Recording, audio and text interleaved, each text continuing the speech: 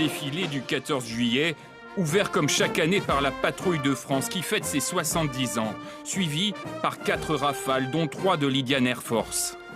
L'Inde, le pays le plus peuplé de la Terre, est à l'honneur cette année sur les Champs-Élysées. La 4e armée mondiale célèbre ses 25 ans de partenariat stratégique avec Paris. Le Premier ministre indien est au premier rang.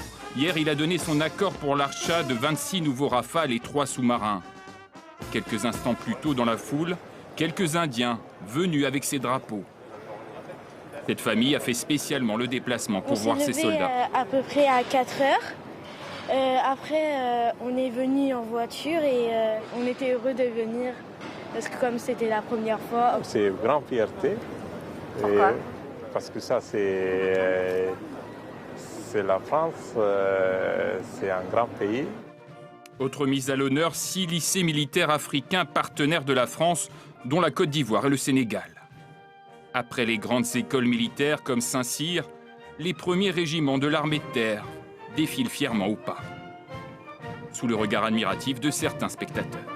C'est mon côté patriote, on va dire, qui me force à venir à ce moment-là, en fait, voir un peu les gens qui nous protègent, quoi. C'est un moment que je trouve très beau, très solennel. Enfin, c'est un moment de réunion, de communion. Enfin, c'est vrai que c'est très agréable à vivre. Sur les Champs-Élysées, les légionnaires sont très applaudis, suivis des motards de la gendarmerie et des premiers blindés de l'artillerie.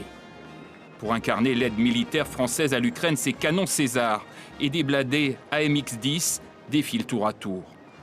Un 14 juillet aussi un peu spécial cette année, nous disent certains spectateurs, qui intervient quelques jours après les nuits d'émeutes. Je pense que c'est toujours quelque chose à voir, et d'autant plus en ce moment, avec les tensions qu'il y a actuellement. De voir qu'on est tous unis.